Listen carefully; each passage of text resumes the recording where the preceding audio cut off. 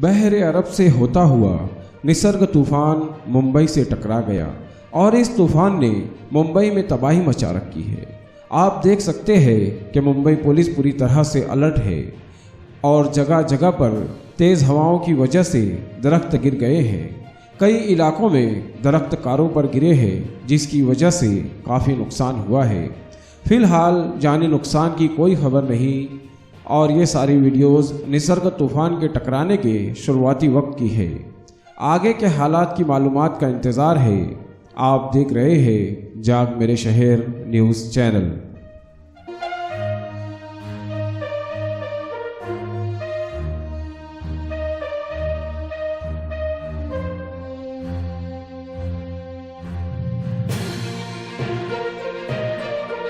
ऐसे ही अवामी बेदारी वाली न्यूज़ के लिए हमारे YouTube न्यूज़ चैनल को लाइक, सब्सक्राइब और बेल आइकॉन को प्रेस करना ना भूलें।